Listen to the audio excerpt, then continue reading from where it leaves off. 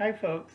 I don't know which day this is, and I think it's still in either 1st, 2nd, or 3rd of September. I'm clown's tired, all right?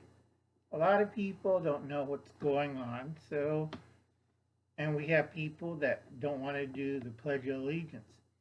Okay, you got the right. That's not a problem. Just don't say it, you know. But a lot of people misunderstand the Pledge of Allegiance. Pledge of Allegiance was written by a one-armed Union soldier, black people, uh, after the Civil War, as it was the long version. Uh, and then it had the phrase, "Do not betray the United States of America." That was taken out in the second revised version, either in the 20s, I think it's either in the 20s or the early teens of the 20th century, and then revised again in the 1930s by the same guy. The guy was a socialist, like Hubble's cat.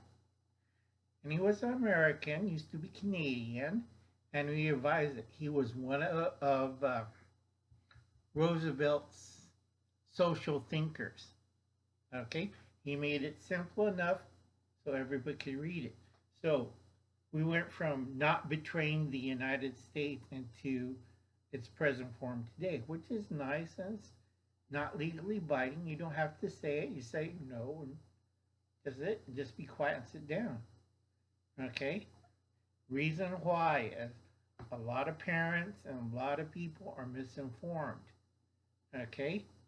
It was written by a black man. First, it was originally written by a black man, altered by a white socialist, and we got the present form.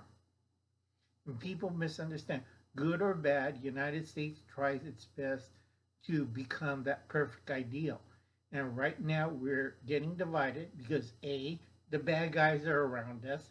We have less ammunition than the Taliban, and everybody, including their cousins, are against us. Now, a lot of people says I'm old Uncle Alan's crazy. Okay, where did I write it down? 3 areas you have to watch out is military industrial complex. We know who they've been sleeping with. The food industry, prison industrial complex, big oil, and big tech. Whoops, where's my other notes? Got too many notes around here, folks.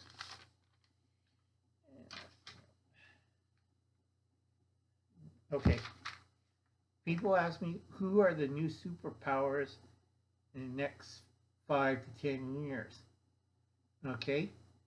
And I look at people, well, you know, China and America is going, you know.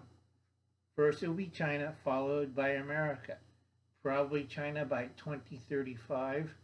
They'll either have a revolution, counter-revolution against the current powers, called the Black Arrows, or they're going to go to a full-scale civil war where they're throwing nukes at each other. Okay, that was for China. America will fragment, balkanize, okay, divided within, and then we're going to have every foreign power with a grudge invading the divided United States, which does not look good for New York, Miami,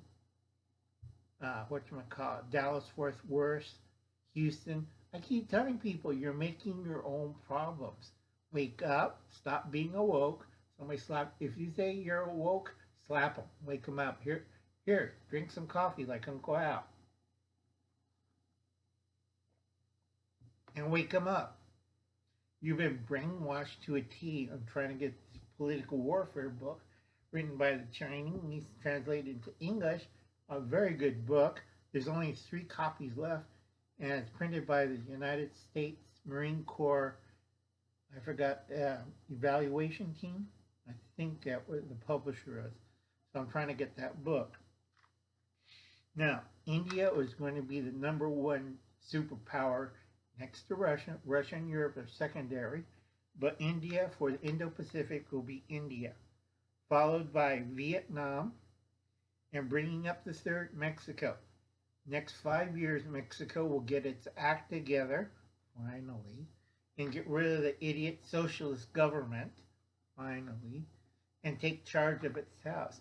And within 5 years, Mexico will be, instead of people coming across our borders, to hell no. You want a Juan Cortez? You do not want a Juan Cortez. Okay? They are pissed. I mean, if they don't do this, there'll be a second and third Mexican Revolution. But if this occurs, Mexico in the next 5 years will become a superpower, rival to the United States. The older sister woke up and says, "No, I'm not woke up. I'm awake, and I had it," and start kicking people's ass. And I warn Central America and top of South America, get your acts together, because once the big sister of the three sisters, Mexico, the United States, and Canada, wakes up, it's like everybody said, United States is like Jared, Marcia, Marcia, Marcia. Well, Marcia just was awake and is pissed as hell and bitch slapped Jan. Okay, they're from the Brady Bunch. Shut up. Okay, Mexico will go full bore. Okay, what I'm worried about is they're not going to use nuclear weapons. They don't need to. They're going to use manpower and everything they got in their arsenal. And a lot of the who are the bullet heads I wrote down, military complex will be moving to Mexico. Oh, bye United States, you're divided. We can't trust you. We're going to Mexico. So a lot of the military complex guys will be going over there, and you're screwed. So I have to sneak across the border from Arkansas to Mexico to work? Yeah, and you better learn Spanish, the good kind.